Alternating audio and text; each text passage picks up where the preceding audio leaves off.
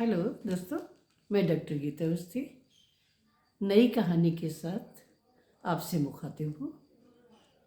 दोस्तों, कहानी का शीर्षक है खिलखिलाता हुआ चांद।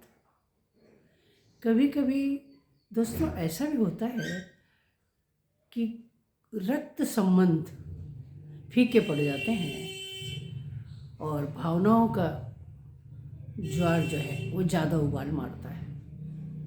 कहानक इसी तथ्य से जुड़ा हुआ है। कथानक कहानी प्रस्तुत है खिलखिलाता हुआ चांद। विदा की बेला करीब आ गई थी और मैं अपने आप को संभाल नहीं पा रही थी।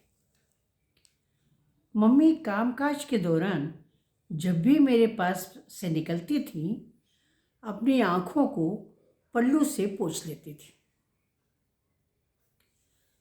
मैं भी उनसे निगाहें चुराती थी।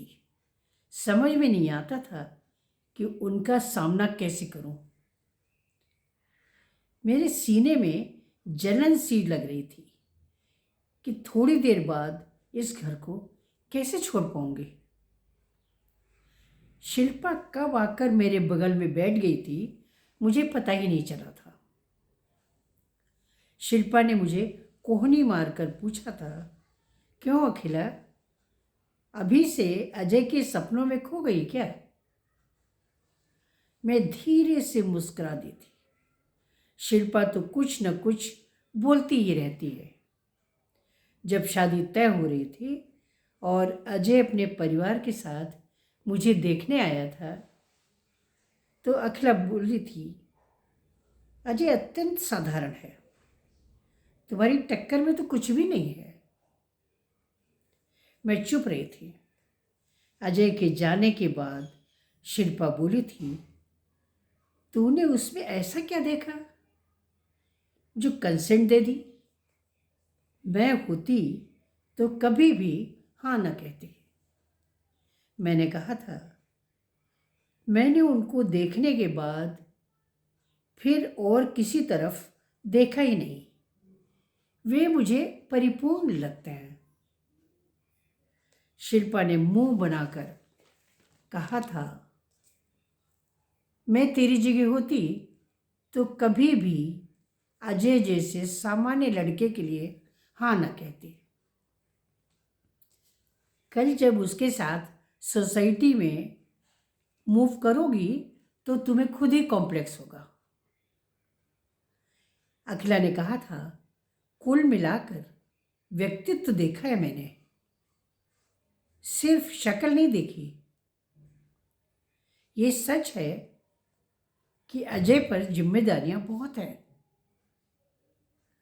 उनकी नौकरी भी बहुत बड़ी नहीं है, परंतु डिग्री कॉलेज में प्राध्यापक सैलरी के हिसाब से भी ठीक है सैलरी। ससुर मिलिट्री से रिटायर्ड हैं, पेंशन मिलती है। ले दे के शादी के लिए ननद स्वाति है। सब मिलकर उसकी भी शादी कर देंगे। मुझे अगर वे लोग अनुमति देंगे तो कोई छोटी मोटी नौकरी भी कर लूंगी। शिल्पा ने मुंह बनाकर बोल दिया था कि जिंदगी तेरी है तो तू ही डिसाइड कर, मेरा क्या।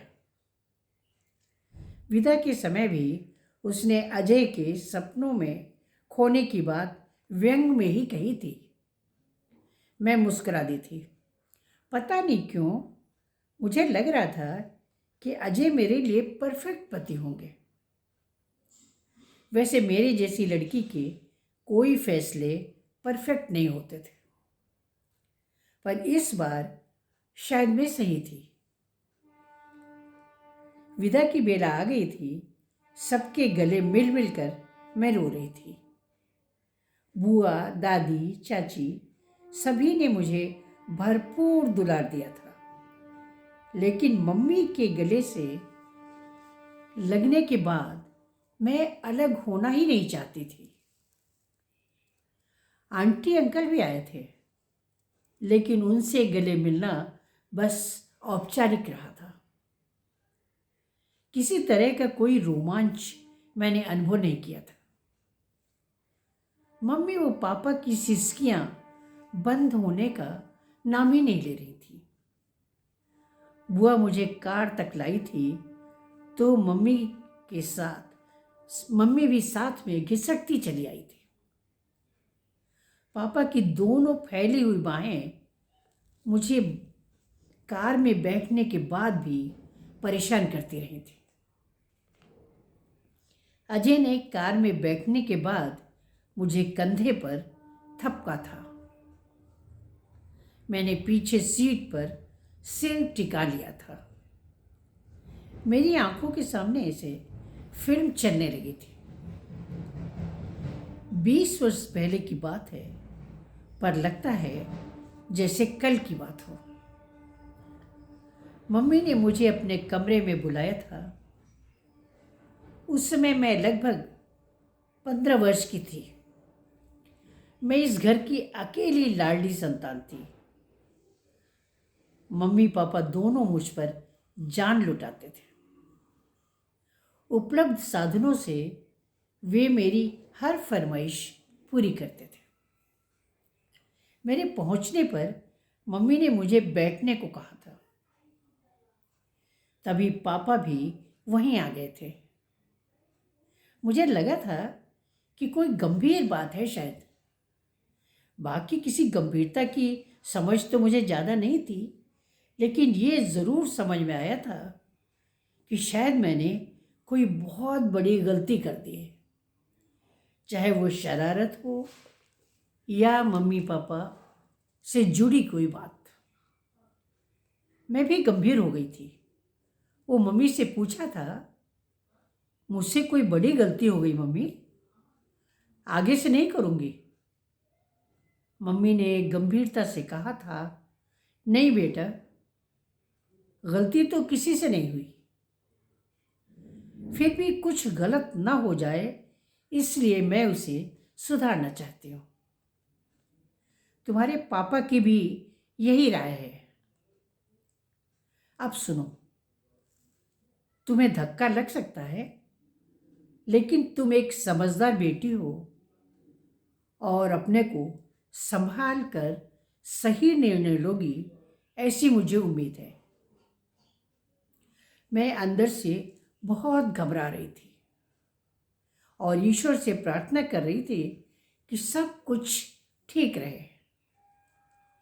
मम्मी ने कहना शुरू किया था, तुम हमारी बेटी नहीं हो, हमने तुम्हें गोद लिया है कानूनी तौर पर। मेरे सिर पर जैसे किसी ने हथौड़ा मार दिया था। मैं कुछ देर तक चुप रही थी। फिर मैंने धीरे से पूछा था, फिर मैं किसकी बेटी हूँ? मम्मी ने बताना शुरू किया था कि तुम्हारे मम्मी पापा के 5 लड़कियाँ और 1 लड़का और है। परिवार गरीब था, गुजर बसर मुश्किल से होती थी। वे लोग, वो हम पड़ोसी थे। उस समय तुम्हारे पापा की पोस्टिंग मिर्जापुर में थी। उन लोगों की एक छोटी सी दुकान थी जिसमें वे साबुन, टूथपेस्ट जैसी चीज़ें रख कर बेचा करते थे। मैं वो तुम्हारे पापा संतान न होने से बहुत दुखी रहा करते थे। उस परिवार के बच्चे वो अन्य लोग हमारे घर आया करते थे। मेरी तबीयत अक्सर खराब होती थी। मन में एक अजीब सा सूनापन छाया रहता था। ऐसे ही समय में एक बार तुम्हारी मम्मी मेरे घर आई हुई थी। उन्होंने कहा था, अगर घर में कोई बच्चा होता तो मन बहला रहता, वो छोटी छोटी बीमारियों से मन हटा रहता। बच्चों के साथ व्यस्तता में दूसरी किसी तरफ ध्यान नहीं जाता।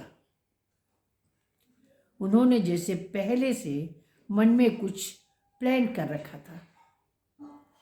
बोली थी, मेरी एक बिटिया गोद क्यों नहीं ले लेती? हम तो ठीक से बच्चों को खिला पिला भी नहीं पाते। एक बेटे की आस में बच्चे बढ़ते चले गए। आपके घर आकर बच्ची भी सुखी हो जाएगी और आपकी गोद तथा माँ की ममता दोनों भर जाएगी। मम्मी ने बताया था कि मुझे विश्वास नहीं हो रहा था कि कोई माँ अपने बच्चे को कैसे किसी को दे सकती है। फिर मन को समझाया था कि माँ के लिए बच्चे की सुख से बड़ा कोई सुख नहीं होता। मम्मी ने पापा से बात की थी। पहले तो पापा ने मना किया था कि पता नहीं बच्चा हमें अपना पाएगा या नहीं। हम तो अपना लेंगे, पर बच्चे की मना स्थिति के बारे में क्या कह सकते हैं। मम्मी ने जब बार बार अपनी तबीयत वो सूने घर के बारे में कहा था तो पापा मान गए थे। हालांकि मन से तो पापा भी यही चाहते थे कि उन्हें कोई प्यार दुलार करने के लिए नन्ही सी गुड़िया मिल जाए। मम्मी अगले दिन उनके घर गई थी। वो अपनी बात कही थी। वे पति पत्नी शायद आपस में पहले ही बात कर चुके थे, इसलिए उन्होंने हाँ कह दी थी। मम्मी पापा ने उनके लिए वो सब कुछ किया था जो उनके लिए संभव था। कानूनी तौर पर मुझे पसंद करके मम्मी पापा ने मुझे गोद ले लिया था। मेरा नया नामकरण अखिला भी मम्मी ने किया था। यहाँ आते समय मेरी उम्र 4 वर्ष की थी। 1 वर्ष मैं अपने पुराने घर के बगल में रही थी। मैं बहुत खुश थी। खाना पीना लाजवाब था। कपड़े इतने सुंदर थे कि ऐसे कपड़े मैंने कभी नहीं पहने थे। मम्मी पापा मेरा दुलार करके बहुत खुश थे। हम सब बहुत खुश थे। मैं अपने पुराने घर अपनी बहनों को जलाने जाती थी ताकि वो मेरे अच्छे कपड़े और चॉकलेट वगैरह देखकर चिढ़ जाएं। और ऐसा होता भी था। 1 वर्ष बाद पापा का ट्रांसफ़र हो गया था और हम नए शहर में आ गए थे। हम एक हैप्पी फैमिली की तरह रहने लग गए थे। कुछ वर्ष पूर्व जब मम्मी पापा ने मेरे जीवन की ये सच्चाई मुझे बताई थी तो कुछ दिन तक चुपचाप रहने के बाद मैंने मम्मी पापा से कहा था कि मैं अपने असली मम्मी पापा के पास जाना चाहूँगी। अगर मुझे अच्छा लगा तो मैं वहीं रहूँगी और ये रिश्ता तोड़ दूँगी, अन्यथा 1 सप्ताह में वापस आ जाऊँगी। मम्मी पापा ने भरे गले से हाँ कह दी थी। पापा मुझे लेकर उनके घर गए थे। दरवाज़ा एक वृद्ध महिला ने खोला था। मैंने अंदाज लगाया था कि ये शायद मेरी असली मम्मी होगी। पापा के बताने पर उनकी आंखों में वात्सल्य की चमक छा गई थी। उन्होंने घर के अंदर आने का इशारा किया था। घर की हालत अच्छी नहीं दिख रही थी। पिता की तबीयत भी ठीक नहीं थी। अंदर 2 बहनें रसोई में काम कर रही थी। उन मम्मी ने मुझे बताया था कि 3 बहनों की शादी हो गई है। वो एक भाई है जो दुकान चलाता है। थोड़ी देर बाद चाय का प्याला वो बिस्कुट हमारे सामने आ गए थे। शांति फैलने पर पापा ने कहा था कि अखिला आप लोगों के साथ रहने आई है। अगर उसे अच्छा लगेगा तो हमेशा रहेगी, नहीं तो हमारे पास वापस आ जाएगी। हमने उसे सब कुछ बता दिया है। फैसला भी उसी पर छोड़ दिया है। मैंने देखा था कि सबके चेहरों के रंग उड़ गए थे। पापा मुझे छोड़कर वापस चले गए थे। मैं उन बहनों के बिस्तर पर जाकर बैठ गई थी। वे खिसक गई थी, जैसे उन्हें छूकर मैं मैली हो जाऊंगी। पहले वे आपस में चहक रही थी, पर मेरे पहुंचने के बाद वे मेरा चेहरा देखने लगी थी। वो चुप हो गई थी। रात को मेरे लिए बिस्तर अलग से बिछाया गया था। खाना की थाली मेरे लिए अलग से लगाकर लाई गई थी, जैसे मेहमानों के लिए लाई जाती है। बाकी बहनों और भाई ने एक ही थाली में खाया था। मैंने रसोई में हेल्प की पेशकश की थी तो मुझे मना कर दिया गया था। रात को सोते समय पूर्व मम्मी ने मेरे सिर के बालों में हाथ फेराया था, मगर इस तरह कि जैसे किसी दूसरे की बच्ची को दुलरा रही हो। मेरा मन उन्हें मम्मी कहने का नहीं हुआ था। मैंने उन्हें आंटी कहना शुरू कर दिया था। मुझे मेरा पुराना घर, वो मम्मी पापा बहुत याद आने लगे थे। मुझे मेरा कमरा, मेरी किताबें, मम्मी का दुलार, पापा का बाजार से आते ही मुझे पुकारना, सब कुछ बहुत याद आ रहा था। मेरी आंखों से आंसुओं की लड़ी गिरने लगी थी। मैंने उन बहनों से कागज पेन मांगकर पापा को चिट्ठी लिखी थी। वो जल्दी आने को कहा था। फिर मुझे याद आया था कि मेरे पास पैसे हैं और मुझे घर का फ़ोन नंबर भी याद है। मैंने बाजार जाकर पापा को फ़ोन किया था। फ़ोन मम्मी ने उठाया था। मैंने कहा था कि मुझे बहुत जल्दी अपने घर लौटना है। मुझे आप लोगों की बहुत याद आ रही है। हाँ बेटा हाँ, मैं अभी तुम्हें लेने निकलता हूँ। तुम्हारे बिना हमारा पल पल बीतना मुश्किल हो रहा है। तुम हमारे प्राण हो बेटा, कहते हुए पापा का गला रुंध गया था।